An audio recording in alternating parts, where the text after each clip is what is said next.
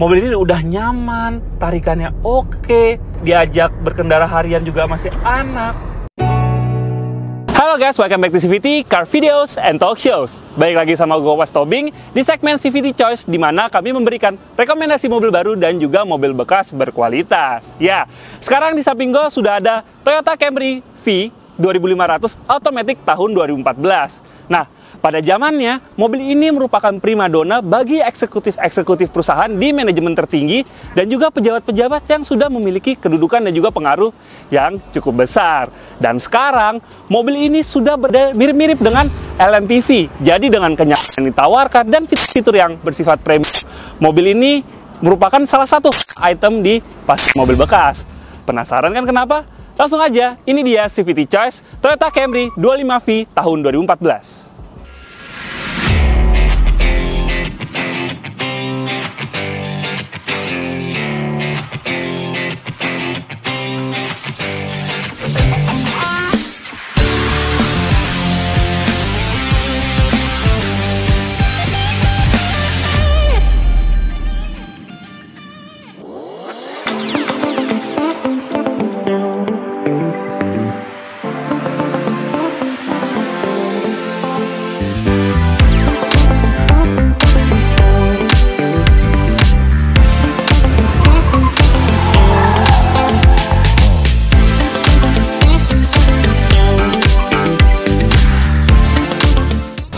Nah, sebelum gue bahas kenapa mobil ini jadi favorit-favorit eksekutif di perusahaan dan juga pejabat cukup tinggi, gue bahas dulu mengenai sejarahnya. Ya, Camry ini sendiri diperkenalkan di Indonesia tahun 99, waktu itu kode bodinya XV20 ya.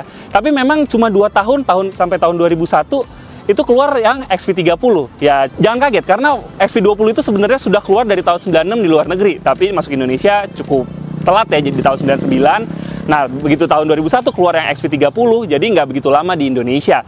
Nah, XV30 dikeluarkan dari tahun 2001 sampai 2006, baru lahirlah Camry terbaru, yaitu dengan kode XV40, yang dulu ada varian 35Q-nya. Nah, Camry XV40 juga cukup lama beredar di Indonesia, sekitar 6 tahun, tapi itu bukan yang paling lama. Mobil inilah yang paling lama, yang punya kode bodi XV50, yaitu dari tahun 2012 sampai 2019 awal.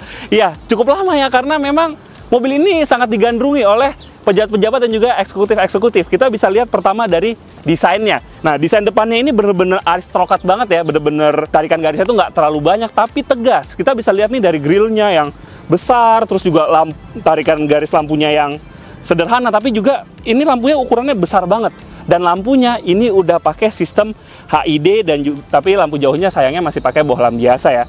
Terus sennya juga masih pakai bohlam biasa, dan di bawah sini sudah ada fog lamp yang sayang sekali lagi masih pakai bohlam biasa. Nah, untuk di fog lampnya sendiri dia juga sudah disematkan chrome yang menambah kesan mewahnya. Jadi mobil ini dari depan nih, kalau kalian lihat di jalan itu udah ketahuan tuh. Ini pasti yang pakai pejabat atau misalnya direksi dari perusahaan. Nah, lanjut ke bagian sampingnya ya. Sekali lagi dia sampingnya ini bener-bener ya nggak banyak tarikan garisnya. Tapi karena dia nggak banyak tarikan garisnya, mobil ini memiliki desain yang timeless banget. Di samping sini juga dia sudah memakai turning lamp di spion, terus juga ada emblem dual VVTi-nya, bentuknya benar-benar biasa aja, dan spionnya itu udah kayak mobil Eropa, jadi dia kayak ada garisnya di sini yang bisa kita pakai untuk melihat jarak dekat maupun jarak jauh. Di samping sini juga handle pintunya sudah disematkan chrome dan juga sudah memakai keyless entry yang kalau misalnya kalian mau ngunci itu ada guratannya di bagian pengemudi. Sementara kalau di bagian penumpang ini guratannya belum ada, ya agak disayangkan sih. Tapi memang waktu zaman itu baru mulai tren-tren keyless, dan Camry ini salah satunya yang menggunakan tren tersebut. Nah, untuk bannya sendiri dia sudah menggunakan velg 21555 R17 ya. Tapi di sini tuh kelihatan bannya seakan-akan lebih tipis karena memang permainan velgnya itu palangnya banyak, jadi kelihatan gede. Mobil ini punya panjang yang cukup panjang. Nah, untuk panjangnya sendiri tepatnya berada di 4865 mm dan wheelbase-nya ada di 2775 mm. Ya, ukuran yang cukup besar ya untuk sebuah sedan ya. Dan harusnya dia memiliki kabin yang cukup lega. Ya, lanjut ke belakang sini, sama seperti di samping dan depannya, dia nggak ada desain yang macam-macam ya. Di belakang sini desainnya simple dan tarikan garisnya juga cenderung yang tegas, boxy. Tapi ini yang membuat mobil ini jadi timeless. Nah, di belakang sini ya bentuknya ya datar, di sebelah sini terus nggak ada garis-garis kayak tadi gue bilang, terus ada tulisan Camry, tulisan ini tipenya 25V, terus juga kalau misalnya G ya 25G, terus kalau hybrid ya di belakang sini ada emblem hybridnya, dan di sini ada hybrid synergy drive. Nah, kalau ini bagi yang varian V aja. Nah, terus di tengah sini juga ada chrome yang besar yang membuat kesan mewah dan juga kesan kalau mobil ini tuh punya ego dan arogan di jalan gitu ya. Ya, terus berbicara soal lampunya, ya lampunya memang desainnya biasa aja sebenarnya, tapi teknologi yang dipakai di sini itu untuk zamannya itu udah cukup canggih, karena dia lampu remnya sendiri udah pakai LED dan lampu senja juga pakai LED, tapi sayangnya memang untuk lampu sen dan lampu mundur masih pakai bohlam biasa ya. Terus di bumpernya juga ada sensor parkir 4 titik dan ada mata kucing di bawah sini. Dan untuk knalpot ya, untungnya waktu itu belum ada tren fake exhaust ya, jadi cuma dikasih satu di sini, tapi gue lebih suka kayak gini karena lebih kelihatan lebih asli gitu. Nah, terus di kaca belakangnya juga sudah ada defogger dan juga antenanya sudah printed di kacanya. Jadi nice banget. Nah, sekarang kita lihat bagasinya. Ya, bagasinya ini bisa dibuka dari belakang sini ya. Oh ya, dan belakangnya sudah memakai kamera parkir sebagai standar. Nah, sekarang kita lihat bagasinya ini. Wow, ini gede banget. Ini parah sih. Nah ya, untuk kapasitas bagasinya sudah ada di kapasitas 587 liter. Wow, itu bener-bener gede banget, dan gak heran sih karena eksekutif perusahaan dan juga pejabat-pejabat itu kan sering ada kunjungan ke daerah. Jadi mereka sering pakai mobil ini sebagai mobilitas ke airport, atau bahkan kalau misalnya nggak terlalu jauh, mereka menggunakan mobil ini sebagai transportasi ke daerah tujuannya. Dan dengan kapasitas sebesar ini, untuk di daerah seminggu, 2 minggu, bawa baju untuk 2 minggu sih nggak jadi masalah, karena memang kapasitas ini gede banget. Dan di bawah sini juga sudah ada spare tire dan juga toolkit yang sudah tertata secara rapi. Ya, sekarang kita bahas interiornya. Tapi sebelum bahas interiornya, jangan lupa like video ini, subscribe ke YouTube channel CVT Indonesia, dan nyalakan lonceng notifikasi. Main-main juga ke Instagram kita di @cvt.indonesia dan visit website kita di cvtindonesia.co.id. Sudah subscribe, sudah di like, sudah pasang notifikasi, sudah di follow, sudah di visit. Terima kasih. Sekarang kita bahas interiornya. Ya, ini interiornya benar-benar untuk urusan headroom, legroom juara sih. Ini posisi mengemudi gua, tinggi gua 182 cm, dan ini masih ada hampir 5 jari sih di sini. Ini benar-benar ini banget, luas banget. Dan untuk footroomnya, ya bukan masalah di mobil ini. Dan headroom, nah ini benar-benar 5 jari sih, ya.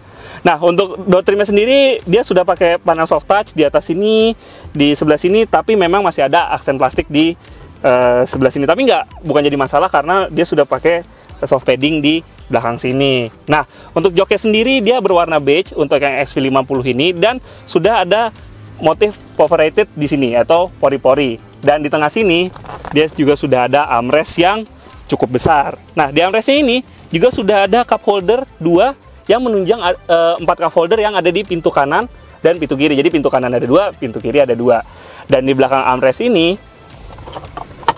kalian bisa membuka tutup di sebelah sini untuk mengakses barang-barang yang ada di bagasi. Misalnya kalian lagi berpergian, ada dokumen yang penting, atau kalian ingin merogoh-rogoh sesuatu yang ada di belakang sini, itu bisa langsung buka di sini. Ya, untuk belakang sini dia juga sudah headrestnya sudah ada 3, jadi kalau misalnya duduk di tengah, kebagian headrest juga. Nah, headrest yang tengah ini cukup unik ya, karena dia tuh integrated dan ya bentuknya tuh lucu, tapi memang sayangnya nggak bisa di setel. Nah, dan di tengah sini sudah ada blower yang hembusan AC di depan, tapi sayangnya memang belum triple blower di sini. Ya, sekarang kita lihat interior depannya. Hal yang pertama gue lihat adalah dashboardnya ya. Desainnya memang biasa aja di sini, nggak ada yang gimana-gimana gitu. Tapi bagusnya nih bahannya sudah soft touch dan ada jahitan-jahitan asli. 2012 udah pakai jahitan-jahitan asli, itu keren banget sih. Dan di dashboard sini dia juga sudah pakai mid bass di tengah sini dan ada 2 tweeter di depan sini ya. Jadi keren banget. Nah, ini mobil Toyota pada umumnya di tengah sini dia sudah memakai jam yang bentuknya itu klasik tapi masih enak dilihat, walaupun memang bentuknya udah kayak kijang kapsul ya, tapi masih enak sih dilihat sih. Jadi mengingatkan tentang sejarah Toyota di Indonesia. Sayangnya memang di dashboard ini udah pakai jahitan-jahitan asli, bahan soft touch, tapi di sini dia masih pakai kayu yang kelihatan. Ini sebenarnya aksen kayu doang, bukan kayu asli. Ini cuma aksen plastik yang dikasih motif kayu. Sebenarnya sih masuk, cuma kalau kita lihat dari deket kok kelihatan murah ya. Itu yang jadi agak down-nya sih ya gitu. Nah, berbicara soal material, untuk door trimnya sama seperti di belakang, dia sudah memakai aksen soft touch di atas sini, di samping sini, tapi memang yang di dekat power window dia masih pakai plastik keras ya. Nah, di depan sini dia juga sudah memakai rain sensor dan juga sudah memakai light sensor yang menunjang auto headlamp dari mobil ini. Nah, tapi yang paling pengen gue highlight di depan sini adalah tempat penyimpanannya yang sangat banyak. Mau lihat? Yang pertama ada di armrest di tengah sini. Terus juga depan armrest ini juga ada tempat penyimpanan dan sudah ada 12 volt socket di sini. Nah, terus ada tempat penyimpanan juga di sebelah sini, di tengah sini. Terus ada cup holder di pintu kanan dan pintu kiri. Dan yang paling mengagetkan adalah ini. Glove box ini bener-bener gede banget. Bener-bener kalian kalau mau naruh barang-barang di sini tuh dokumen-dokumen yang cukup besar itu bisa muat di sini. Jadi untuk entertainment systemnya dia bagus, udah support USB, aux, dan juga sudah bisa membaca iPod sekalipun. Jadi kalau iPhone terbaru pun dia juga sudah bisa baca. Jadi nice banget. Dan di sini ada SD card yang fungsinya dulu itu sebagai data untuk navigasi yang sudah terintegrasi di head unit ini. Terus AC-nya dia juga sudah dual zone, bagus banget. Terus di sini ada switch untuk defogger tadi yang di belakang, dan switch lampu hazard ini ada di tengah sini. Nah, untuk bicara soal jok depannya dia sudah elektrik di pengemudi dan juga penumpang depan. Nah, elektrik penumpang depan ini juga memiliki satu fitur yang sangat yang keberadaan kalian sebagai penumpang belakang, yaitu di samping sini dia juga sudah ada switch yang bisa memajukan atau memundurkan jok penumpang depan tanpa harus kasih tahu untuk supirnya supaya pencet ini. Tapi kalaupun kalian suruh supir juga ini sangat gampang, karena misalnya kalau kalian nyetir supir kalian nyetir kayak gini, dia nggak perlu effort lagi untuk menggapai switch atau mekanisme di bawah sini yang biasa ada di mobil pada umumnya. Dia tinggal pencet di tombol di sebelah sini yang sangat dekat gitu. Jadi nice banget gitu. Nah, untuk drivernya sendiri dia setirnya juga sudah tilt dan juga teleskopik ya.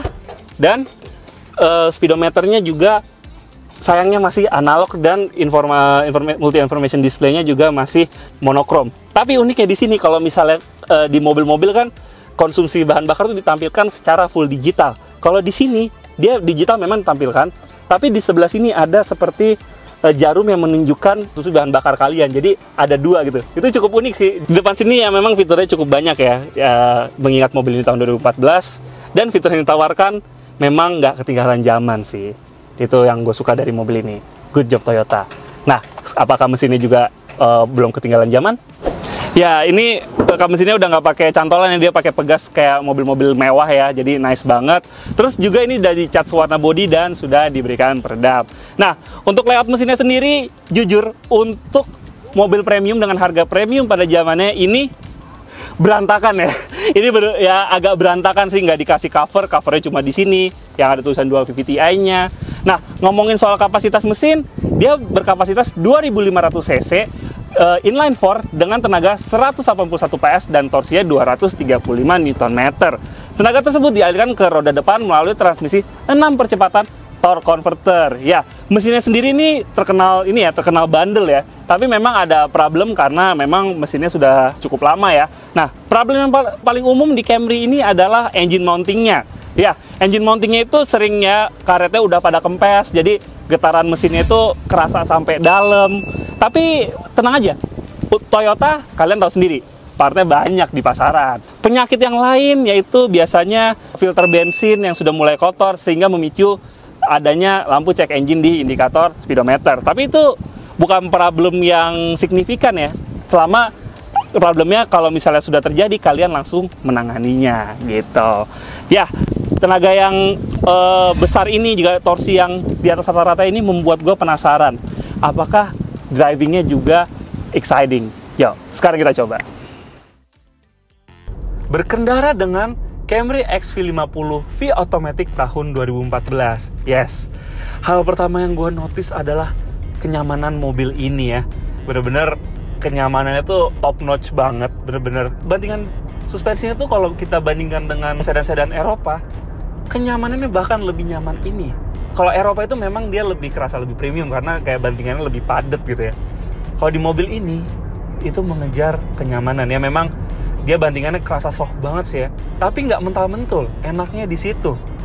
Tapi memang bandingan suspensi yang soft itu punya kekurangan ya. Jadi ya shock breakernya jadi lebih cepat kena. Jadi umurnya nggak terlalu lama. Terus juga untuk pengendalian. Untuk pengendalian kami udah coba. Itu waktu kita belok bermanuver, itu mobilnya kerasa understeer banget. Dan body rollnya bener-bener kerasa gitu. Jadi ya memang mobil ini tidak mengedepankan driving excitement ya. Ya setirnya juga kerasa ini ada delay-nya sedikit gitu, tapi nggak parah. Ya ada positifnya, tapi memang negatifnya kalau di dalam kota jadi kerasa lebih cepat capek ya gitu.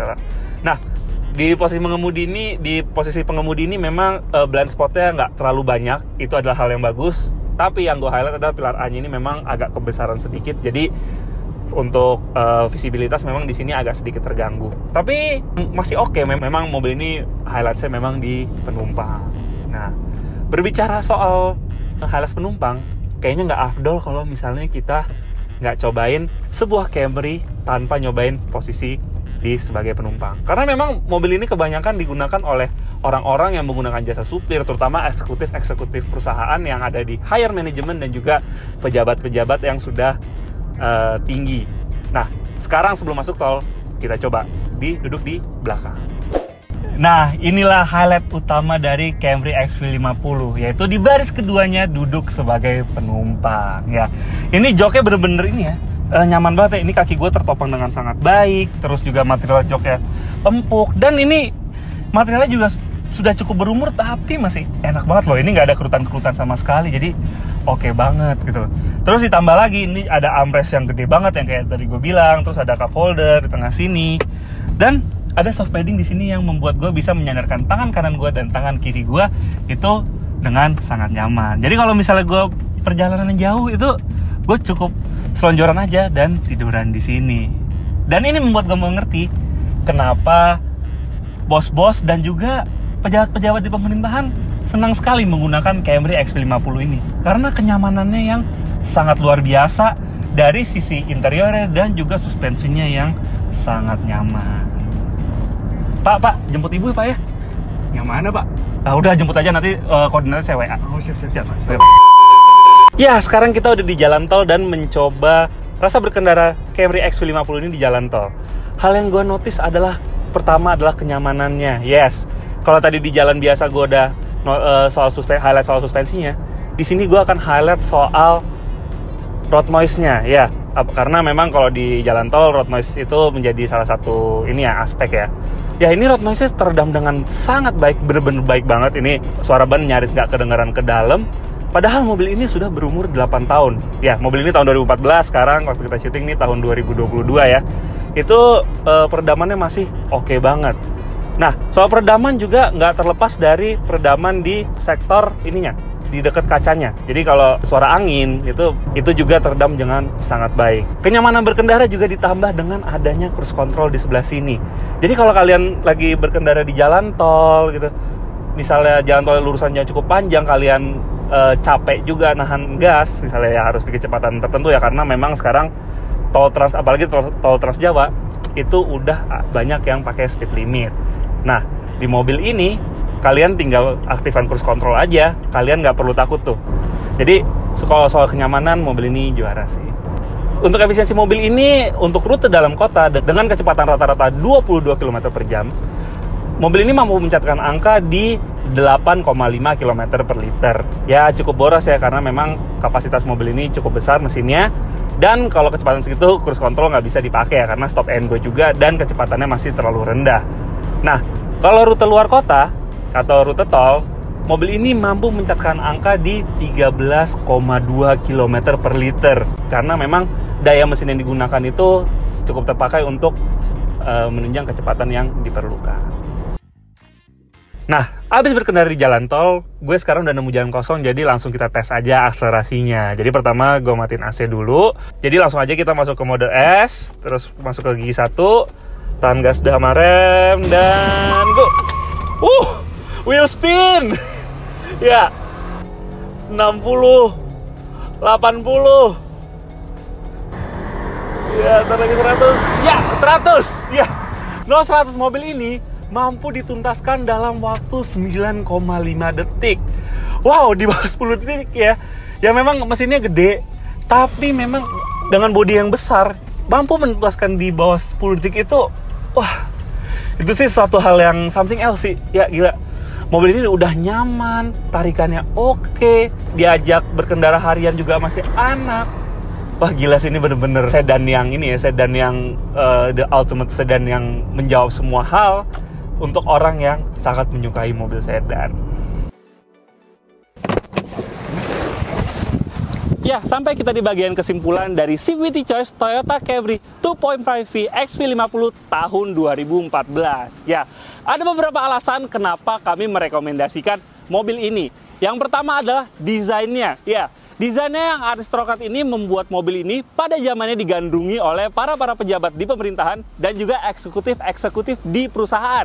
Ya, desainnya ini benar-benar mewah dan juga kesan eksekutifnya tuh nggak lekang oleh waktu. Nah, sampai sekarang kalau kalian menggunakan mobil ini, misalnya kalian ke mall atau ke lobby, itu kalian pintunya masih dibukain sama petugasnya dan dihampirin sama petugas valet tuh yang suka VV gini, ya. Dan alasan kedua adalah mobil ini memiliki reliability yang sangat baik, ya. Mesinnya ini terkenal bandel dan kaki-kakinya juga untuk ukuran sedan ini terkenal cukup bandel. Dan apalagi spare partnya ini sangat melimpah di pasaran, ya. Terus mesinnya ini juga memiliki tenaga yang cukup powerful di 181 PS.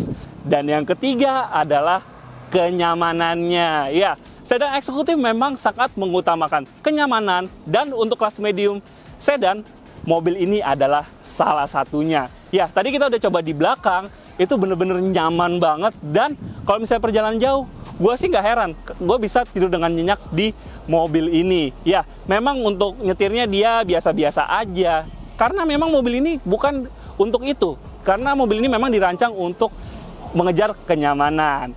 Dan yang terakhir, yang paling penting adalah harganya. Ya, harganya ini sudah setara dengan LMPV untuk beberapa yang tahun-tahun yang sudah cukup tua ya. Nah, mobil ini di secondary market tergantung tahun dari 2012 sampai 2019 awal dibanderol dari harga 225 juta sampai 350 juta. Nah, harga tersebut bisa berubah-ubah karena tergantung dari kondisi mobil dan juga kilometer dari mobil ini sendiri. Ya, khusus yang di sebelah kami ini dibanderol dari harga 250 juta. Ya, apabila kalian tertarik untuk meminang mobil ini, kalian bisa langsung menghubungi TBM Auto yang kontaknya kita taruh di deskripsi ya. Yes. Oke, sekian review CVT Choice kali ini. Jangan lupa like video ini, subscribe ke YouTube channel CVT Indonesia, dan nyalakan lonceng notifikasi. Main-main juga ke Instagram kita di @cvt.indonesia. Di situ banyak keseruan kita kalau lagi syuting dan juga story. Di situ banyak story kalau kita lagi syuting dan juga berita otomotif di dunia maupun juga di tanah air. Ya, sekarang kita juga sudah memiliki website CVT, dan apabila kalian tertarik untuk meminang Camry XV50 tipe 25V Automatic tahun 2014 ini, kalian bisa langsung visit website kita dan nanti kita langsung arahkan ke TBM Auto, dan pastinya kita memberikan penawaran yang terbaik. Oke CVTs, gue Gopas Tobing, sekian review kali ini, stay tune terus.